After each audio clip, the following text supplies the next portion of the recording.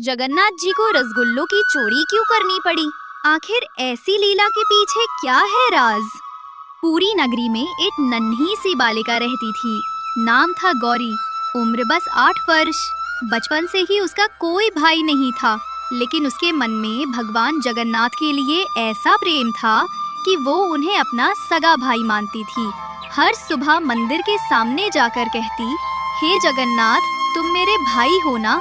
और फिर अपनी छोटी सी हथेली जोड़कर प्रणाम करती। दिन बीतते गए। समय आया भाई दूज का, जब बहनें अपने भाइयों को तिलक लगाकर मिठाई खिलाती हैं। लेकिन उस दिन गौरी का मन बहुत उदास था। सारे मोहल्ले में बहनें अपने भाइयों के माथे पर तिलक कर रही थीं।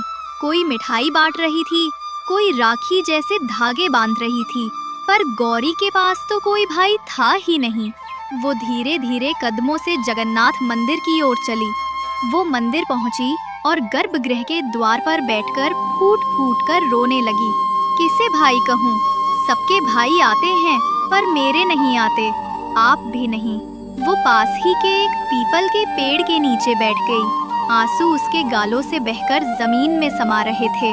उधर जगन्नाथ जी अपने नील चक्र के ऊपर से सब देख रहे थे। बालिका की पुकार उनके हृदय को भेद गई। भगवान तो भक्त के प्रेम से बंधे रहते हैं। वे स्वयं कह उठे, अरे ये तो मेरी प्यारी बहन गौरी रो रही है। आज तो भाई दूज है और मैं यहाँ चुपचाप बैठा हूँ। ये तो अनुचित है, पर भगवान जगन्नाथ हैं, उनके हर काम में लीला होती है। और देखते ही देखते भगवान ने 7 साल के बालक का रूप धारण कर लिया। सिर पर छोटी सी पगड़ी, आँखों में शरारत और मुख पर अद्भुत तेज। वह सीधे पुरी के बाजार की ओर निकल पड़े, रसगुल्ले की दुकान की तरफ। वहाँ पहुंचकर ऊपर रखी मिट्टी की मटकी में हाथ डाल ही रहे थे कि तभी हलवाई आ गया। वह चिल्लाया, अरे ओ छोटे, क्या कर रहा है तू? नीचे उतर। भगवान बोले, काका, मैं तो मिठाई खरीदने आया हूँ। आप तो सो रहे थे, इसलिए खुद उठा ली। हलवाई बोला, अच्छा, तो ऐसे ही मिठाई खरीदते हैं? नीचे उतर। भगवान मुस्कुराए, देख काका, छोड़ दे, नहीं तो पछताएगा। हलवाई हंस पड़ा, अरे वाह, बच्चा मुझे धमकी दे रहा है, अभी सिखाता हूँ। तभी भगवान ने अपनी कलाई से सोने का कंगन निकाला और बोले, ये देख, सच्चा सोना है, ले ले, पर रसगुल्ले दे दे। हलवाई ने कहा, अच्छा बेटा, दे, रसगुल्ला ले और निकल।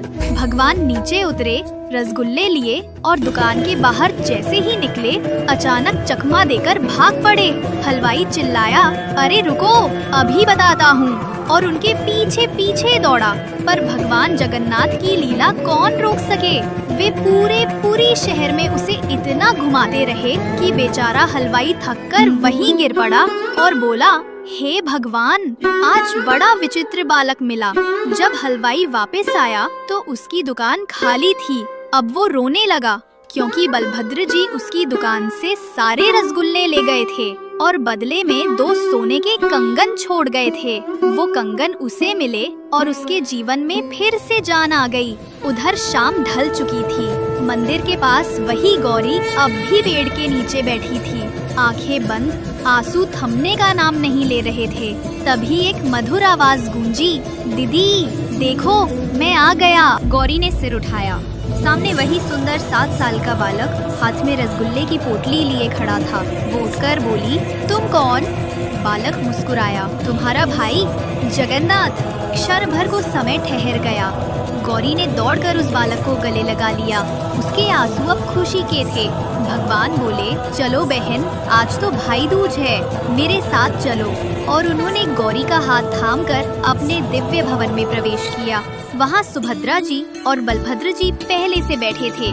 सुभद्रा हंसकर बोली, भैया, आज तो आपने सचमुच लीला कर डाली। गौरी ने झिझकते हुए कहा, दीदी, क्या मैं भी तिलक लगा सकती हूँ? सुभद्रा बोली, जरूर, यही तो भाई दूज का अर्थ है। गौरी ने अपने छोटे हाथों से भगवान जगन्नाथ और बलभद्र जी के माथे पर तिलक लगाया, फिर रसगुल्ले खिलाए।